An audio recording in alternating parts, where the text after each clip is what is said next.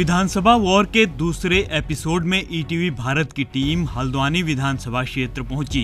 यहां विधानसभा चुनाव से पहले हमने जनता का मूड जानने की कोशिश की।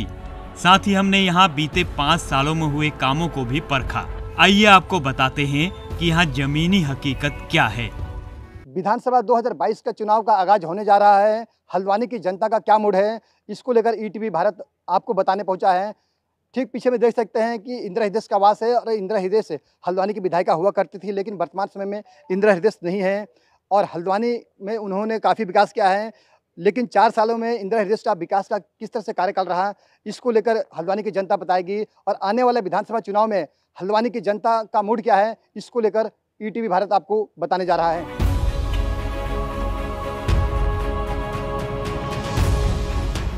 इस के चुनाव में सबसे ज़्यादा युवाओं की भागीदारी सामने आने वाली है। ऐसे में हल्द्वानी विधानसभा की जनता यहाँ के युवाओं में किस तरह से जो है ओपिनियन है, इसको लेकर हम जानना चाहेंगे। कुछ हमारे साथ युवा भी हैं। हल्द्वानी की बात करें तो हल्द्वानी विधानसभा क्षेत्र में पिछले 5 सालों में कितना विकास हुआ है और क्या मानते हैं कि जो पुरानी विधायक थी स्वर्गीय इंदिरा हृदय कितना विकास किया है और आने वाले जो विधायक हैं कैसा होना चाहिए? देखिए, अगर नमस्कार, सर्वप्रथम मैं आपको बताना चाहूँगा, मेरा नाम है अयाज अहमद। आप विधानसभा चुनाव की बात कर रहे हैं तो मैं आपको बता दूं कि जो हमारी पूर्व विधायिका थी श्रीमती स्वर्गीय डॉक्टर इंदिरा हृदय जी, विकास कार्य धरातल पर मुझे तो खासकर उनके कहीं दिखे नहीं है। मैं एक ऐसे क्षेत्र से आता हूं जिसका नाम बनभूलपुरा क्षेत्र है। अगर मैं अपने ही पर्टिकुलर इलाके की बात करूं तो शायद ही कोई वहां पर ये कहे कि हाँ हमारे क्षेत्र में विकास हुआ। अगर आप शहर की बात करें तो हाँ, उन्होंने शहर में काफ़ी जगह विकास किया है जो कि दिखाई भी देता है।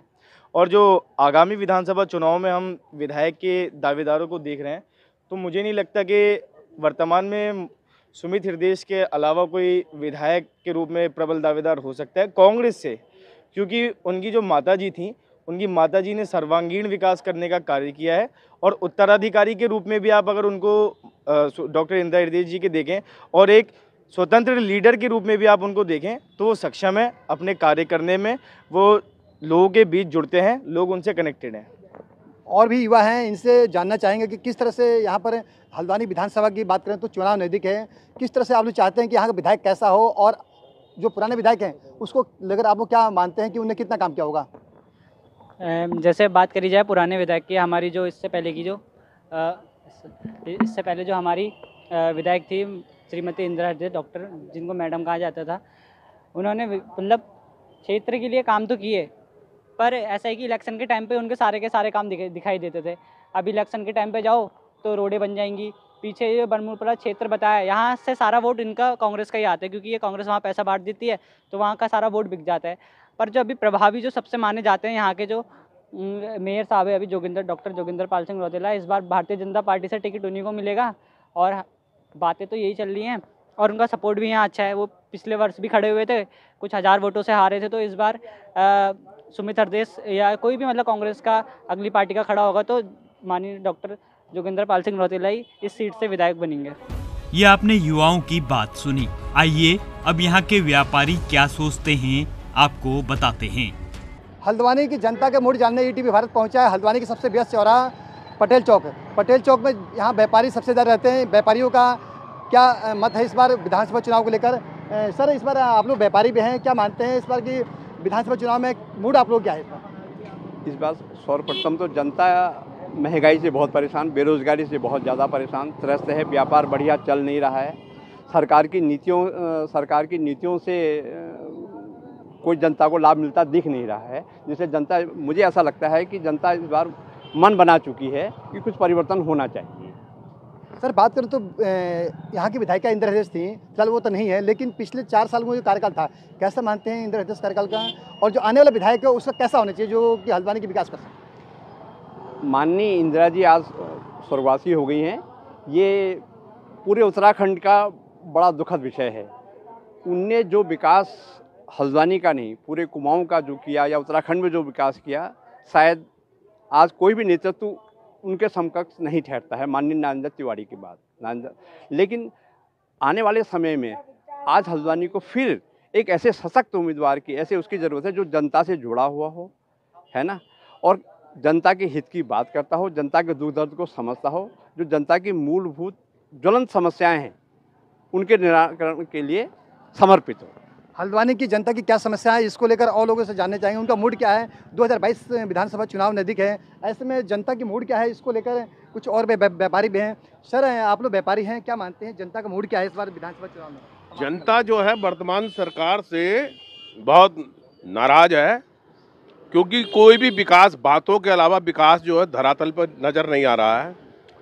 पार्टी चाहे कोई भी हो, लेकिन लोग जो है यहाँ पे तेज तर्रार अच्छा विधायक हो, जो कि समकक्ष, जैसे हमारे वहाँ अभी तक विधायक रहीं और ये श्रीमती डॉक्टर इंदिरा हृदय, उनका स्वर्गवास हो गया, तो ऐसा लगता है कि जैसे हल्द्वानी जो है लावारिस हो गई। हल्द्वानी की परवरिश करने वाला, ये यहाँ के कुछ समस्याओं को निराकरण करने वाला कोई व्यक्ति नहीं है।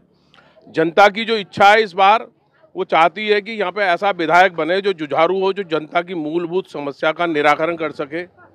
जनता त्रस्त है, महंगाई, बेरोजगारी और दुनिया भर की जो प्राकृतिक आपदाएं हैं उससे बहुत परेशान है जनता यहाँ की, बहुत क्षुब्ध है, वो बदलाव चाहती है। फिलहाल यहाँ की जनता का जो मूड है साफ दिख रहा है कि इंदिरा हृदय ने जो विकास किया है, उस विकास को कोई ऐसा विधायक हो जो आगे लेकर जाए। सर, आप लोग यहाँ पे व्यापारी हैं, क्या मानते हैं इंदिरा हृदय विकास को, और कैसा विधायक हो जो होने वाला विधायक हो? विधायक जनता के पक्षधर हो, और जैसा कि सरकार 5 साल चली, वो 5 साल सरकार संतोषजनक नहीं रही, तो जनता तो एक सबसे पहले ये चाहती है कि यहाँ उत्तराखंड में बदलाव होना चाहिए, और हमारी डॉक्टर श्रीमती इंदिरा हृदय जी नहीं है हमारे बीच, तो यही मानना है कि उनके समकक्ष कोई तेज तर्रार कोई यहाँ से विधायक बने और नेतृत्व करे और उनके किए गए कार्यों को आगे बढ़ाए। साफ तौर पर कहें तो व्यापारियों में भी वर्तमान सरकार के खिलाफ नाराजगी देखने को मिली। व्यापारियों का आरोप है कि डबल इंजन का नारा देने वाली सरकार में महंगाई, बेरोजगारी चरम पर है, जिसके कारण लोगों में आक्रोश है। विधानसभा वॉर में साफ लगा कि हल्द्वानी की जनता बदलाव के मूड में नहीं। यहाँ अब भी लोगों को इंदिरा हृदय की कमी खल रही है। ऐसे में उनके अधूरे कामों को आगे बढ़ाने, जनता की उम्मीदों को लेकर क्या कहते हैं सुमित हृदय, आप भी सुनिए। 2022 चुनाव नज़दीक है, ऐसे में हल्द्वानी की जनता को स्वर्गीय इंदिरा हृदय, जो हल्द्वानी विधायिका थी स्वर्गीय इंदिरा हृदय, उनकी काफ़ी कमी खल रही है। और हल्द्वानी की जनता का कहना है कि जिस तरह से स्वर्गीय इंदिरा हृदय ने विकास काम किया है, उसी तरह का उनका अगला होने वाला विधायक होना चाहिए। हमारे साथ है इंदिरा हृदय के पुत्र सुमित हृदय। सर, क्या मानते हैं कि जो मैडम का जो विकास था, उस तरह की हल्द्वानी जनता कह रही है कि उनकी विकास को कोई भी विधायक नहीं कर सकता आने वाला होने वाला, क्या मानते हैं सर? अगर आपको मौका मिलता है तो कितनी आप उम्मीदें खराब उतरते हैं हल्द्वानी जनता पर? देखिए, उन्होंने इतनी लंबी लकीर खींची हुई है और ऐसे पैमाने उन्होंने सेट करे हैं कि विकास की जो परिभाषा है उन्होंने पुनः उसका जो अनुवाद है उसको बदला है। और वाकई में अगर पंडित नरेंद्र तिवारी जी के बाद देखा जाए, विकास की अगर बात करी जाए, प्रदेश में विकास की अगर एक सोच की बात करी जाए, तो जो इंदिरा जी ने प्रदेश व्यापी जो कार्य करे हैं और जिस प्रकार से प्रशासन शासन के साथ मिलकर, क्योंकि आसान नहीं होता प्रशासन शासन, जो हमारे उत्तीर्ण जो हमारे आईएएस और पीसीएस के अधिकारी होते हैं वो, और जो कागज़ों की जो कागज़ों का वज़न होता है और नियमावली समझने वाला एक व्यक्ति चाहिए। संसदीय कार्यों में भी, संसदीय प्रणालियों में भी जो इंदिरा जी ने अपना दायित्व निभाया और जो संसदीय परंपराएं सेट करी, पहली जब निर्वाचित सरकार बनी, संसदीय कार्य मंत्री भी वो बनी, जो विधानसभा में संसदीय परंपराएं आज तक चल रही हैं, तो उसमें उनका विशेष योगदान रहा। तो इसलिए देखिए, इंदिरा जी के कद पे पहुंचने के लिए इंदिरा जी जैसा कर्मयोगी बनना भी बड़ा आवश्यक है।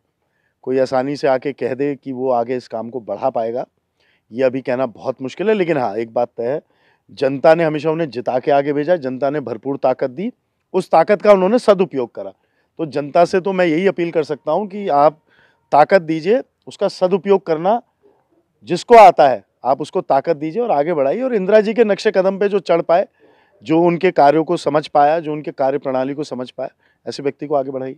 जनता को डॉक्टर इंदिरा से काफ़ी कमी खल रही है। करीब जनता कह रही है कि इस बार चुनाव में वो नहीं रहेंगी, वो कमी महसूस की जाएगी। लेकिन जो बात आ रही है कि उनकी राजनीतिक विरासत को लेकर, तो आप राजनीतिक विरासत संभालने चल जा रहे हैं, और जो उनकी जो कुछ काम जो अधूरे रह चुके हैं वो किस तरह पूरा करेंगे, और जनता को उम्मीद है कि सुमित हृदय से उनको जो है जिम्मेदारी उनको बखूबी निभाएंगे।